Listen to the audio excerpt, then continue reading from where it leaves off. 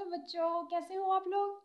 अच्छा, तो बच्चों आज आप पढ़ने वाले हो जो नया टॉपिक सेकंड ईयर का वो है पोटेंशियोमीटर।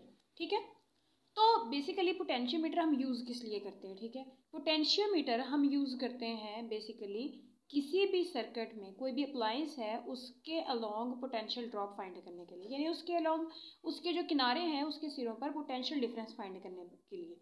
ठीक है, ये काम होता है हमारे लिए पोटेंशियोमीटर का। तो इसके लिए अब आपने अक्सर सुना होगा छोटी क्लासेस में भी कि जो जब हमने पोटेंशियल डिफरेंस फाइंड करना होता है तो हम वहाँ पर वोल्ट मीटर फाइंड करते हैं, यूज़ करते हैं। ठीक है, तो हमें पोटेंशियोमीटर बनाने की आखिर क्या ज़रूरत है, क्योंकि वोल्ट मीटर बेसिकली छोटा सा होता है। ठीक है, और जिस भी जगह पर यानी कोई भी रजिस्टर है या कोई भी अप्लायंस है जिसके अलोंग आपने जिसके किनारों के पर आपने पोटेंशियल डिफरेंस फाइंड करना है, आप वहाँ पे पैरेलल में लगा देते हो तो वो आपको रीडिंग दे देता है कि डिजिटल में भी होता है और वो जैसे सुइयाँ होती हैं, ठीक है, सुइयों के फॉर्म में भी होता है। तो हमें पोटेंशियोमीटर की ज़रूरत क्यों है। देखो बेटा, जब भी आपने मिसाल के तौर पर ये आपका सर्किट है, ठीक है, देखो ये लगी हुई है बैटरी,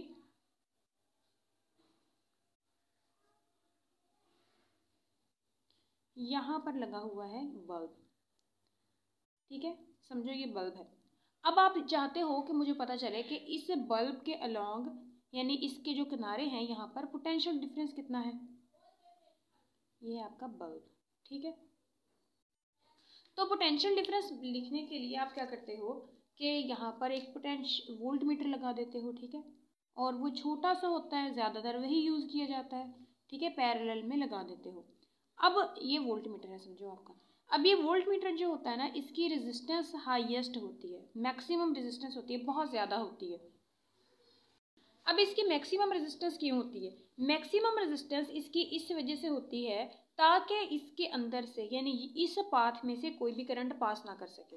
क्योंकि देखो अगर आपके पास ये है, सही है, यहाँ से बैटरी है, यहाँ से करंट आया, तो यहाँ पर अब करंट के लिए दो रास्ते हैं, एक ये वाला और एक ये वाला, ऐसा ही है। तो अगर यहाँ से करंट ये वाला टोटल जो आ रहा है वो इस डायरेक्शन में चला जाएगा, इस जंक्शन में चला जाएगा, तो जो करंट वैसे इसकी गैर मौजूदगी में इसके अंदर से गुजरना था उसकी वैल्यू तो चेंज हो गई। जब करंट की वैल्यू चेंज हो गई तो V इज इक्वल टू किसके बराबर होता है IR। तो जब करंट चेंज हुआ तो इसके अलोंग पोटेंशियल डिफरेंस भी चेंज हो गया। ठीक है, जैसे कि आप वोल्ट मीटर लगाओगे, अगर इसकी रेजिस्टेंस कम है तो क्या होगा कि करंट इसमें से भी पास करेगा और यहाँ पर पोटेंशियल डिफरेंस आपको डिफरेंट नजर आएगा। जैसे ही आप इस पोटेंशियल यानी वोल्ट मीटर को हटा दोगे तो क्या होगा कि इसके अंदर से फिर करंट पास करने लग जाएगा और पोटेंशियल डिफरेंस की वैल्यू फिर से चेंज हो जाएगी। तो इस वजह से वोल्ट मीटर जो होता है ना, इसकी जो रेजिस्टेंस होती है वो मैक्सिमम होती है ताकि इसके अंदर से कोई करंट पास ना कर सके। तो अब ये ज़्यादातर तो वोल्ट मीटर ही हम यूज़ करते हैं, तो हमें पोटेंशियोमीटर की क्या ज़रूरत पड़ी, वो इस वजह से कि बेसिकली पोटेंशियोमीटर जो होता है वो आपको एग्जैक्ट वैल्यू देता है। ठीक है, वोल्ट मीटर जो होता है ना, इसकी जो रेजिस्टेंस है वो इनफाइनाइट होनी चाहिए, यानी अगर आप इसकी मैक्सिमम रेजिस्टेंस भी कर दो, जितनी मर्जी ज़्यादा रेजिस्टेंस कर दो, तो फिर भी क्या होता है कि आप इसके अंदर से कोई ना कोई करंट पास करता है और आपको पोटेंशियल डिफरेंस की एग्जैक्ट वैल्यू नहीं मिलती। सही है, तो इस वजह से हम पोटेंशियोमीटर बनाते हैं। सही है, ताकि हमें एग्जैक्ट वैल्यू पता चल सके। To find exact value of potential difference. ठीक है, तो फिर वही बात कि ज़्यादातर हम वोल्ट मीटर ही यूज़ करते हैं, लेकिन हम पोटेंशियोमीटर तब यूज़ करते हैं जब हमें एग्जैक्ट वैल्यू चाहिए होती है कि अपने किसी भी अप्लायंस के अलोंग पोटेंशियल डिफरेंस की। ठीक है, अब ये तो बात हो गई। तो काफ़ी दफ़ा यानी आपने को बताया कि रेजिस्टेंस जो है वो मैक्सिमम होनी चाहिए, यानी इनफाइनाइट होनी चाहिए ताकि इसके अंदर से कोई करंट पास ना करे। सही है, तो ये हो गया। अब बात यह है बेटा कि कुछ वाकई ही ऐसे अप्लायंसेस हैं, ऐसे हमारे पास चीज़ें हैं जो सर्किट में अगर आप लगा दो तो वाकई ही उसके अंदर से कोई करंट वो नहीं लेते, यानी उनकी रेजिस्टेंस जो होती है वो वाकई क्या होती है, इनफाइनाइट होती है। जैसे आपकी कैथोड रे ऑसिलोस्कोप हो सकती है, ठीक है, इसके अलावा वोल्ट मीटर भी हो सकता है, लेकिन उनको ख़रीदना भी काफ़ी मुश्किल होता है और उसको यूज़ करना भी काफ़ी मुश्किल होता है। तो पोटेंशियोमीटर जो होता है ना वो इनके कंपैरिजन में काफ़ी सिंपल होता है, ठीक है, आप उसको इजीली बना सकते हो। तो पोटेंशियोमीटर की सबसे पहले हम ये देखते हैं कि डायग्राम क्या होती है, ठीक है, फिर हम आगे जाएंगे। देखो, जो आपका पोटेंशियोमीटर होता है ना बेसिकली वो क्या होता है, एक लंबी वायर की फॉर्म में रेजिस्टेंस होती है उसकी, ठीक है, यानी एक लंबी वायर होती है, देखो, और इन यानी रजिस्टर जो होता है वो in the form of wire होता है। आपकी बुक में एग्जैक्ट यही लाइन लिखी हुई है कि resistance in the form of wire, ठीक है, तो मैंने इसको ऐसे शो कर दिया, ठीक है। अब इसको आपने यहाँ पर बैटरी के साथ अटैच किया होता है, ये, ठीक है, यहाँ पर। अब देखो, यहाँ पर आपके पास एक एक्सटर्नल कनेक्शन होता है और इसके साथ आपने यहाँ पर गल्वानोमीटर जोड़ा हुआ होता है, ठीक है। गल्वानोमीटर क्या करता है, गल्वानोमीटर इसके अंदर से क्या करता है, करंट जो पास कर रहा है ना उसको डिटेक्ट करता है। और यहाँ पर इसके साथ एक कॉन्टैक्ट होता है जिसको हम स्लाइडिंग कॉन्टैक्ट कहते हैं, सी, सही है। अब देखो, ये है आपके पास पोटेंशियोमीटर। तो अगर इस पूरी तार जो है, पूरी वायर जो है, इसकी रेजिस्टेंस यानी यहाँ से यहाँ तक इसकी रेजिस्टेंस अगर आर हो, तो छोटी वाली जो वायर है यानी सी और इसके दरमियान में जो रेजिस्टेंस होगी उसकी वैल्यू क्या होगी, क्योंकि आपको पता है रेजिस्टेंस जो होती है ना बेटा वो लेंथ पे डिपेंड करती है। तो इतने इतने की रेजिस्टेंस जो होगी वो स्मॉलर आर होगी, समझ आ गई। तो पोटेंशियोमीटर हम यूज़ कहाँ कहाँ पे करते हैं, सबसे पहले नंबर पर तो हम यूज़ करते हैं to find EMF of cell, यानी आपके पास कोई सेल है, बैटरी है, उसकी ईएमएफ का आपको नहीं पता, तो उसको फाइंड करने के लिए आप यहाँ पर क्या यूज़ करते हो, पोटेंशियोमीटर यूज़ करते हो। और दूसरे नंबर पर आप यूज़ करते हो क्या भला, दूसरे नंबर पर आप इसको यूज़ करते हो टू कंपेयर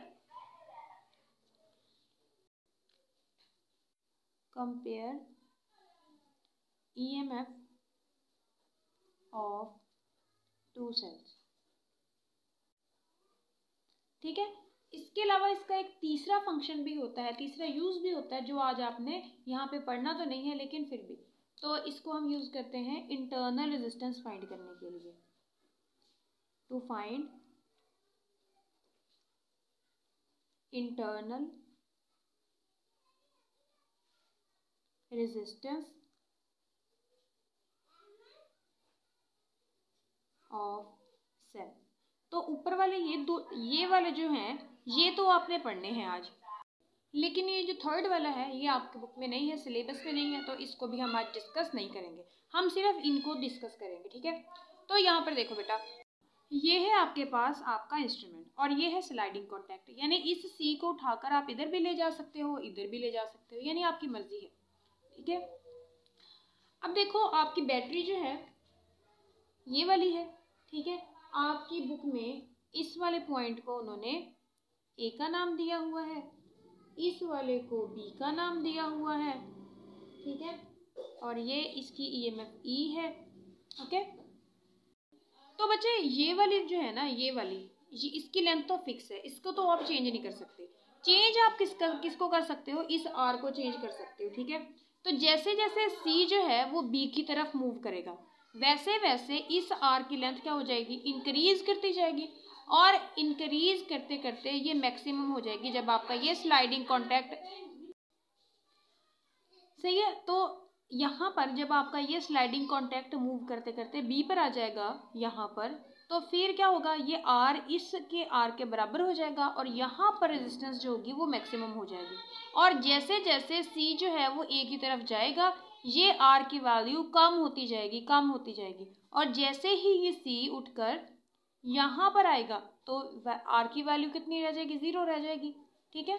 तो उस वक्त आपकी जो रेजिस्टेंस होगी वो भी 0 हो जाएगी। अच्छा, अब ये तो आपने समझ लिया। अब अच्छा देखो इसके अंदर से करंट कितना पास कर रहा है। देखो करंट यहाँ से आता है, यहाँ से पास करता है और यहाँ पर नहीं जाता। ठीक है, मैं वो आपको बताती हूँ कि क्यों नहीं जाता। यहाँ से ही सारा करंट, यानी अगर यहाँ से आई करंट आ रहा है तो यहाँ से आई करंट जाएगा और इतने में भी आई होगा, इस पूरे में भी आई होगा। ठीक है, अब देखो अगर इस करंट की के लिए यानी इस रेजिस्टेंस के लिए आप V is equal to I R लिखो। ठीक है, और यहाँ पर पोटेंशियल डिफरेंस कितना है, बैटरी की ईएमएफ है E। ऑफ कोर्स यहाँ पर क्या होगा कि जो आपको पोटेंशियल डिफरेंस इस किनारों के अक्रॉस मिल रहा होगा वो E से कम होगा। अब ये क्यों कम होगा, क्योंकि बैटरी के अंदर, ठीक है, ईएमएफ और पोटेंशियल डिफरेंस में फ़र्क आपने पीछे वाली वीडियो में पढ़ा है, तो अभी हम दोबारा देखते हैं। ठीक है, उसको हमेशा क्या होता है कि बैटरी जब आपने जोड़ी नहीं हुई, किसी सर्किट में जोड़ी नहीं हुई, तो उसके ऊपर लिखा है समझो 24 वोल्ट, तो आप ये एक्सपेक्ट करते हो कि जब हम इसको सर्किट में लगाएंगे तो यहाँ पर आपको 24 वोल्ट का पोटेंशियल डिफरेंस मिलेगा, जबकि ऐसा होता नहीं है। होता क्यों नहीं है कि बैटरी के अंदर से जब चार्जेस निकलते हैं तो क्या करते हैं कि बैटरी के अंदर खुद की भी रेजिस्टेंस होती है, तो वहाँ ही कुछ एनर्जी इनकी ख़त्म हो जाती है और हमेशा ईएमएफ से कम पोटेंशियल डिफरेंस यहाँ पर आपको मिलता है। ठीक है, तो हाँ ऑफ कोर्स यहाँ पर पोटेंशियल डिफरेंस कम होगा, लेकिन हम यहाँ पर V की जगह पर E ही यूज़ कर रहे हैं।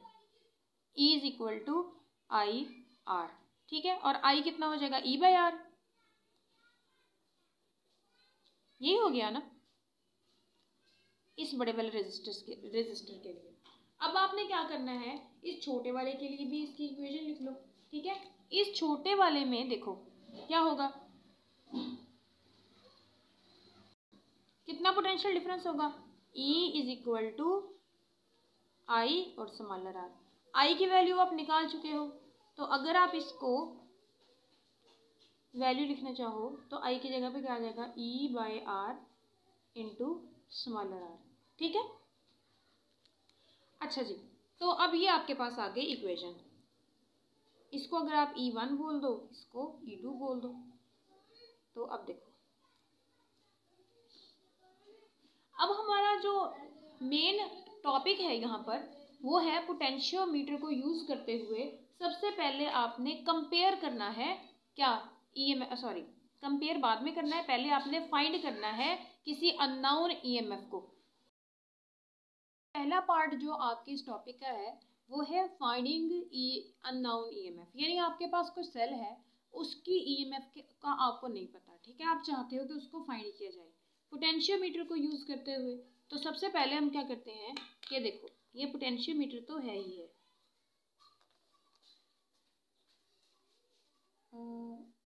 यहाँ पर आपने लगाई बैटरी, ये है आपका रेजिस्टर।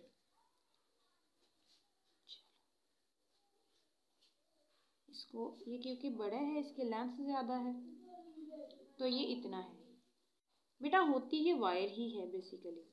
ठीक है, अब आपने क्या करना है, जिस सेल की ईएमएफ आपको चाहिए, जिसकी आपने फाइंड करनी है, इसको उठाकर यहाँ पर लगा दो। और बस ये ध्यान रखना कि अगर इसका पॉजिटिव इधर है तो इसका पॉजिटिव भी आपने इधर रखना है। ठीक है, यानी अगर इसका पॉजिटिव इधर है तो इसका पॉजिटिव इधर है, अगर इधर को इसका नेगेटिव होता है तो आप इधर नेगेटिव जोड़ दें। आगे आपने लगाना है गैल्वानोमीटर और यहाँ से आपका ये स्लाइडिंग कॉन्टैक्ट से। अब इससे आपने आगे करना क्या है, देखो ज़रा हम इसकी रेजिस्टेंस को मार्क कर देते हैं।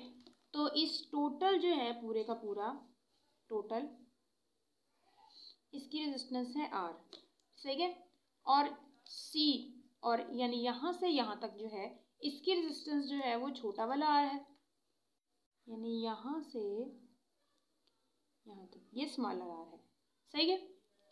अब होगा क्या, आप जब यहाँ पर स्लाइडिंग कॉन्टैक्ट को रखोगे, ठीक है, तो जब आप इस वाली साइड पे रखोगे इस पॉइंट पर, तो आपका गैल्वानोमीटर इधर को डिफ्लेक्शन शो करेगा। ठीक है, जब आप इधर वाली साइड पर जाओगे तो ऐसे डिफ्लेक्शन शो करेगा। तो इसका मतलब है कि इस तार के ऊपर कहीं ना कहीं किसी न किसी पॉइंट पर, अच्छा चलो इसकी ईएमएफ E है, जिसको फाइंड करना है उसकी ईएमएफ को आपने EX समझ लो। ठीक है, अब इधर को गए जब आपने स्लाइडिंग कॉन्टैक्ट को यहाँ पर टच करवाया, ठीक है, तो यहाँ पर डिफ्लेक्शन इधर को शो हुई। जब आप इधर वाली साइड पर ले गए तो डिफ्लेक्शन इधर को शो हुई। तो इसका मतलब है कि कोई ना कोई पॉइंट इसी रेजिस्टर के ऊपर ऐसा था जहाँ पर इसको जो पोटेंशियल डिफरेंस है वो ज़ीरो था। अब होगा क्यों, इसको हम कहते हैं बेसिकली नल पॉइंट, ठीक है, नल पॉइंट के ऊपर काम करता है ये, क्योंकि हम यहाँ पर चाहते हैं कि इसके अंदर से कोई करंट पास ना करे इस पॉइंट से, यानी जितना करंट यहाँ से आ रहा है सारे का सारा करंट इधर चला जाए, इधर कोई करंट ना जाए। तो हालांकि यहाँ पर रास्ता तो है, तो वही बात कि अगर यहाँ पर जितना पोटेंशियल डिफरेंस है उतना ही यहाँ पर हो जाए, जितना यहाँ पर पोटेंशियल डिफरेंस है उतना ही यहाँ पर पोटेंशियल डिफरेंस हो जाए, तो उससे क्या होगा कि कोई भी करंट यहाँ पर नहीं आएगा, क्योंकि करंट जब भी पास करता है ना पोटेंशियल डिफरेंस की वजह से करता है। अगर पोटेंशियल डिफरेंस है तो करंट फ्लो करेगा, अगर पोटेंशियल एक जैसा है तो करंट नहीं फ्लो करेगा। तो अगर आप चाहते हो कि यहाँ पर कोई करंट ना आए तो आप क्या करो कि यहाँ पर पोटेंशियल डिफरेंस इक्वल कर दो। तो अब आप क्या करते हो कि नल पॉइंट ढूंढ लेते हो, ठीक है।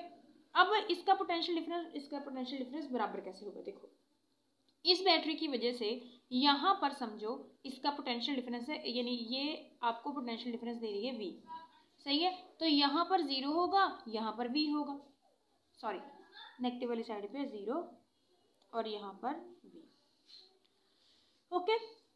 कन्वेंशनल करंट यूज कर रहे हैं हम, ठीक है। तो अब इसका मतलब ये है कि अगर यहाँ से कोई करंट आया, अब ये बैटरी है, ठीक है, अब इसमें से भी तो कोई करंट पास करेगा, नहीं करेगा, क्यों, क्योंकि हमने पोटेंशियल डिफरेंस एक जैसा रखा हुआ है। तो अब क्या होगा, अब आपने इन दोनों का पोटेंशियल डिफरेंस बराबर क्यों रखा, इन दोनों का पोटेंशियल डिफरेंस इसलिए बराबर रखा क्योंकि इस पॉइंट इतने का तो पोटेंशियल डिफरेंस आपको पता ही है ना। अगर तो इन दोनों का डिफरेंट होता फिर तो आपको इसका भी फाइंड करना पड़ता, इसका भी करना पड़ता। अब कोई करंट इस पॉइंट में से फ्लो नहीं कर रहा, इस पॉइंट में से, इस जंक्शन में से कोई करंट पास नहीं कर रहा। इसका मतलब है कि इस इतने पॉइंट का, इतने का और इतने का पोटेंशियल डिफरेंस क्या है, बराबर है। अब पोटेंशियल डिफरेंस बराबर है, इस इतने का तो पोटेंशियल डिफरेंस आपने फाइंड किया ही हुआ है, वो किसके बराबर था, इसका और इसका पोटेंशियल डिफरेंस सेम है, ठीक है। तो इसका कितना है, E is equal to E/R into R, sorry small R. अब इस ये वाला E और ये वाला E मैंने कहा बराबर है, तो यहाँ पर हम EX is equal to E/R into R लगा सकते हो, ठीक है। तो आप इसको लिख सकते हो R/R इंटू E। तो यहाँ से आप फाइंड कर सकते हो कोई भी आपके पास अननोन सेल है जिसकी ईएमएफ का आपको नहीं पता, तो आप उसको इस सर्किट में जोड़ो और यहाँ से इस फार्मूला के जरिए आप फाइंड कर सकते हो, ठीक है। अब हम इसी से रिलेटेड क्वेश्चन करते हैं। तो बच्चे देखो, यहाँ पर क्वेश्चन करने से पहले हम इसको सिंप्लीफाई कर लेते हैं। और तो यहाँ पर देखो, ये आपके पास वायर है, ठीक है, चाहे आप इतनी ले लो चाहे आप इतनी ले लो, इसका क्रॉस सेक्शन तो सेम होगा ना। क्रॉस सेक्शन पता किसको कहते हैं, देखो मिसाल के तौर पर अगर ये मेरे पास वायर है, ठीक है, ये वायर है मेरे पास, ठीक है, तो ये वाली जो सतह होती है ना, ये वाली, इसको हम कहते हैं इसका क्रॉस सेक्शन, ठीक है, ये वाली। तो देखो अगर ये वायर है आपके पास, ठीक है, चाहे आप इतनी ले लो चाहे आप इतनी ले लो, ये वाला क्रॉस सेक्शन तो बराबर ही है ना, याद रखना, ठीक है। अब आपको पता है कि ये रेजिस्टेंस किसके बराबर होती है, RL/A, और साथ में ये रेजिस्टिविटी होती है रॉ। देखो मटेरियल तो इसका सेम है क्योंकि ये एक ही तो तार है, मटेरियल सेम है, तो इसका मतलब है कि ρ1 और ρ2 बराबर है, यानी इसका और पूरी रेजिस्टेंस का रेजिस्टिविटी तो सेम है, लेंथ डिफरेंट है, ठीक है। और दूसरी बात ये है कि छोटे वाले आर का एरिया भी उतना होगा, क्रॉस सेक्शन एरिया, और बड़े वाले का भी इतना ही होगा, यानी मोटी तो बराबर ही है ना ये। तो यहाँ पर आप इनकी वैल्यूज लगा सकते हो, EX आपके पास आ जाएगा। ये स्मॉलर आर के लिए आप क्या लिख सकते हो, ρ स्मॉलर L ओवर A, और छोटे के लिए आप क्या लिख सकते हो, ρ ये बड़ा वाला L ओवर A, और साथ में ये E आ गया जिस बैटरी का आपको पता था, ठीक है। अब क्या होगा कि ये इससे कैंसिल आउट हो गया, ये इससे कैंसिल आउट हो गया, और बाकी आपके पास बच गया L by greater L into E। सही है, ये आपके पास अननाउन सेल जो है उसकी ईएमएफ फाइंड करने का फार्मूला आ गया। तो चलो इसी से रिलेटेड क्वेश्चन करते हैं अब। ठीक है, तो समझो आपके पास एक पोटेंशियोमीटर है, उसकी तो ये आपके पास बड़ा वाला रेजिस्टेंस है। ठीक है, ये आपके पास पोटेंशियोमीटर है, ये यहाँ पर आपने इसके साथ बैटरी जोड़ी हुई है। ठीक है, समझो इसकी लेंथ है यहाँ पर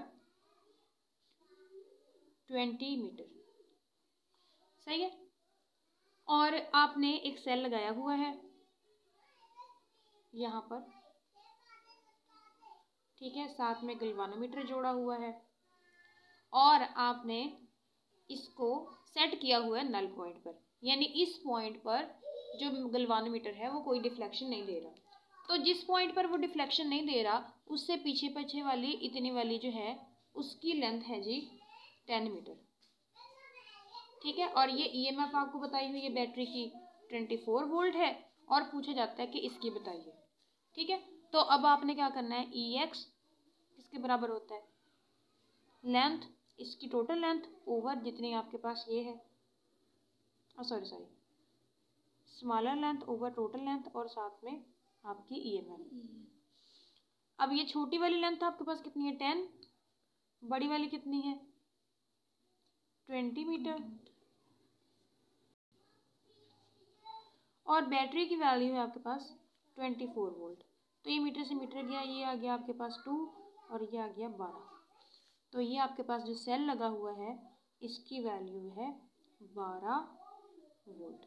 ठीक है, अब एक और तरह से क्वेश्चन आ सकता है, वो कैसे आ सकता है, देखो अगर आपको वोल्ट मीटर दिया हुआ है, ठीक है, सॉरी पोटेंशियोमीटर, ठीक है, ये है इसका रजिस्टर,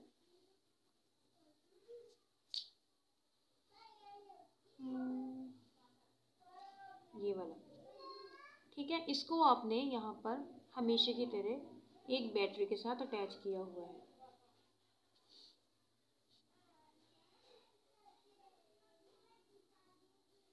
ओके, अब यहाँ पर आपने एक और सेल अटैच कर दिया, इसकी भी ईएमएफ आपको बताई हुई है। यहाँ पर आपने गैल्वानोमीटर लगाया हुआ है, यहाँ पर ये अटैच होता है। अब आपसे पूछा ये जाता है, देखो ये है आपका 12 वोल्ट, चलो ये है समझ लो 10 वोल्ट। ठीक है, ये टोटल लेंथ आपको बताई हुई है यहाँ से लेकर यहाँ तक 2 मीटर। सही है, अब आपसे पूछा जाता है कि वो पॉइंट बताइए जहाँ पर आपकी जो डिफ्लेक्शन है, galvanometer shows no deflection, point where galvanometer shows no deflection. अब वो पॉइंट आपने ढूंढना है। तो अब आपको पता है कि जी फॉर्मूला तो आपको आता है, EX equal to smaller length over greater length और साथ में जो आपने बड़ी बड़ी बैटरी जोड़ी हुई है। अब इसका तो आपको पता ही है 10 वोल्ट है, ये वाली आपने फाइंड करनी है। बड़ी वाली लेंथ का भी आपको पता है 2 है और E का भी पता है 12 वोल्ट है। ओके, तो ये वोल्ट से वोल्ट तो इधर ही गया, ये तो जाके मल्टीप्लाई हो जाएगा और ये हो गया 20 metre over 12 equal to length, यानी ये आपके पास कितनी हो गई, ऑलमोस्ट 1.6 मीटर। ठीक है, तो 1.6 मीटर पर, यानी 2 मीटर है तो 1.6 मीटर पर गैल्वानोमीटर आपको नो डिफ्लेक्शन शो करेगा। ठीक है, ये आपके पास आंसर आ गया। सही है, अब बच्चों एक बात याद रखने वाली है, वो ये है कि हमेशा जिस सेल की ईएमएफ आपने फाइंड करनी है उसकी ईएमएफ आपकी लगाई हुई बैटरी से कम होनी चाहिए। अब वो कम क्यों होनी चाहिए, देखो आपने एक पॉइंट फाइंड करना है जहां पर आपको पोटेंशियल डिफरेंस जो है वो 0 मिले, ऐसा ही है ना, 0 मिले। तो आपको क्या चाहिए, मिसाल के तौर पर ये 10 वोल्ट का है, ये 12 वोल्ट की है, अब ऑफ कोर्स ये 12 से तो कम ही देगी ना आपको, लेकिन हम सपोज कर लेते हैं कि इसने यहाँ पर आपको 12 का पोटेंशियल डिफरेंस दिया, ठीक है। यहाँ पर आपके पास 12, यहाँ पर 0, ठीक है। तो अगर यहाँ पर 10 है तो क्या होगा कि आपको 10 का चाहिए ना, तो ये एक दूसरे को कैंसिल आउट कर दें, सेम है, ठीक है। अब यहाँ पर आपको कहीं क्या चाहिए, 10 का चाहिए, सही है, तो आपको मिल गया। लेकिन अब इमेजिन करो आपके पास ये वाली बैटरी होती, ठीक है, इस तरह से होती कि यहाँ पर जो बैटरी आपने लगाई हुई है ये 10 वोल्ट की होती और जिसकी आपने ईएमएफ फाइंड करनी है वो 12 वोल्ट की हो। देखो ये वाला है आपके पास रेजिस्टर, अब समझो ये आपके पास 10 वोल्ट की है और यहाँ पर जो आपने सेल लगाया हुआ है उसकी ईएमएफ है, सपोज उसकी ईएमएफ होती 12 वोल्ट, तो आपको तो यहाँ पर चाहिए इस तार के ऊपर 12 वोल्ट, तो 12 वोल्ट तो आपको नहीं ना दे पाएगा, मैक्सिमम अगर ये दे भी तो आपको 10 का डिफरेंस दे सकती है, यानी यहाँ पर जाओगे इस तरफ को आओगे तो बढ़ता जाएगा, इस तरफ को जाओगे तो कम होता जाएगा, ठीक है। किसी भी पॉइंट पर आपको 12 का नहीं मिलेगा, मैक्सिमम 10 का मिल सकता है। तो इस वजह से आपकी हमेशा ही ये वाली बैटरी जो है, यानी जिसको आपने टेस्ट करना है वो छोटी होनी चाहिए और आपकी लगाई हुई खुद से बैटरी जिसको आपने सिलेक्ट किया है वो ज़्यादा होनी चाहिए। अगला जो आपका सेक्शन है वो है कि अगर आपके पास 2 सेल हैं, ठीक है, आपने उन दोनों की ईएमएफ को क्या करना है, कंपेयर करना है, तो फिर आप क्या करोगे, देखो क्या करना है आपने, इसमें आपका ये पोटेंशियोमीटर तो वैसे का वैसे ही रहेगा, ठीक है। अब हम क्या करते हैं, इसकी पोलैरिटी थोड़ी सी चेंज कर लेते हैं। अच्छा, ये डायग्राम जो है वो आपकी बुक में नहीं है, पंजाब टेक्स्ट बुक में तो नहीं है, अच्छा, लेकिन समझने के लिए ये ज़रूरी है। तो ये आपके पास टोटल रजिस्टर है, ठीक है। अच्छा, अब आपके पास 2 सेल हैं, दोनों को आपने क्या करना है, कंपेयर करना है, तो ये पोटेंशियोमीटर है तो आपने उन दोनों को ऐसे लगा देना है, देखो पोलैरिटी आपने सेम रखनी है और यहाँ पर आपने लगाया स्विच,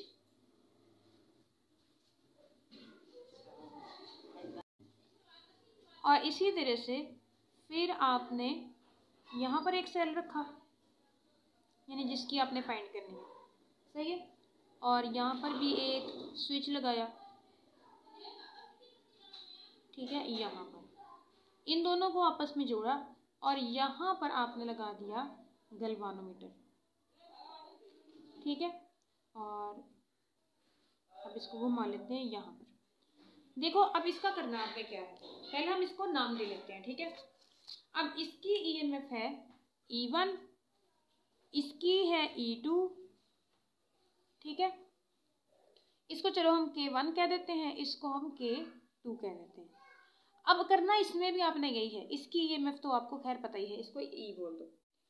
देखो बच्चे, होगा क्या कि आपने करना ये है कि पहले आपने K2 को खोल देना है और K1 को बंद कर देना है, ठीक है, यानी इसको आपने क्लोज कर दिया और फिर आपने इस स्लाइडिंग कॉन्टैक्ट को इसके ऊपर यहाँ पे स्लाइड कराना है और एक ऐसा पॉइंट ढूंढना है जहाँ पर गैल्वानोमीटर कोई भी डिफ्लेक्शन शो ना करे।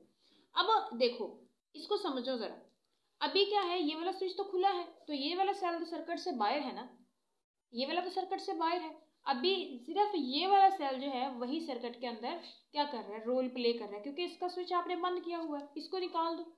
तो जब आप इसके लिए नल पॉइंट फाइंड करोगे तो वो क्या आएगा, देखो वो आएगा आपके पास E1, वही वाला फार्मूला, इज इक्वल टू इतनी लेंथ आपके पास क्या है, ये वाली L1, ठीक है। E1 इज इक्वल टू, ये तो सेम ही है ना, E और यहाँ पर L1 ओवर और ये बड़ी वाली यानी टोटल लेंथ जो है वो L। अब आपने क्या करना है, ये आपने फाइंड कर ली, अब आपने इसको ओपन कर दिया, ये वाला जो है इसको आपने ओपन कर देना। जब आपने इसको ओपन किया तो अब क्या हुआ कि इसका रोल खत्म हो गया, अब सिर्फ रोल रह गया है इस वाले का, ठीक है। अब आपने इसको क्लोज कर दिया यहाँ पर, अब सिर्फ और सिर्फ इसका रोल रह गया है।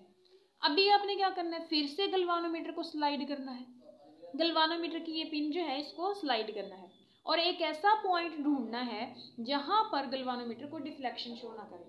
और समझो वो पॉइंट आपको L2 पे कहीं और मिल गया, ज़रूरी नहीं है कि जहां पर ये सेल नो डिफ्लेक्शन शो करे वहीं पर ये सेल भी नो डिफ्लेक्शन शो करे। हो सकता है इसने इस पॉइंट पर इस वाले सेल को जब आपने क्लोज किया उसने यहाँ पर नो डिफ्लेक्शन शो की, तो हो सकता है इसे ये वाला पॉइंट जो है तो किसी और पॉइंट पर नो डिफ्लेक्शन शो करेगा। समझो जिस पॉइंट पर अब दोबारा से नो डिफ्लेक्शन शो की है ना वो ये वाला है, ठीक है। तो अभी आपके पास जो लेंथ होगी वो कितनी होगी, यहाँ से लेकर यहाँ तक होगी ना, यहाँ तक, और कितनी होगी L2।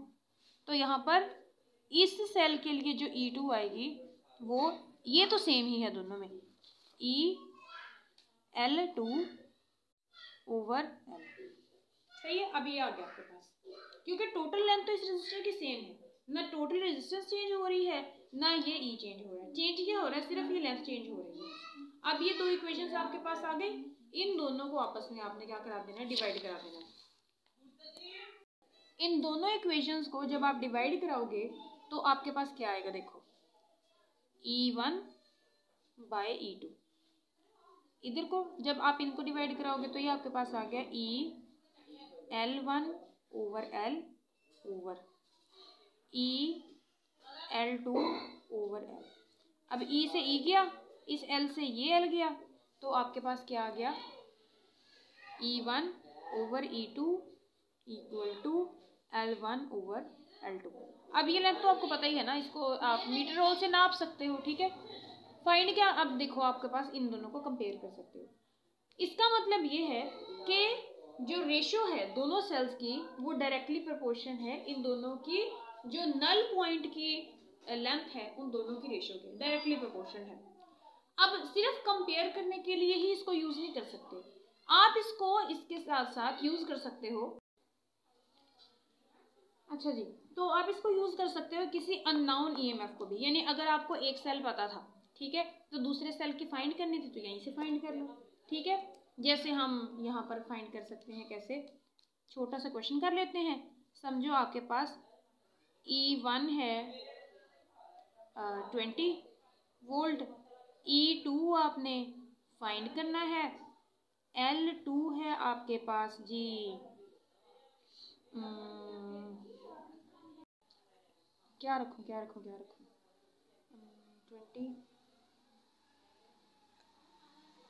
मीटर, और L1 जो है वो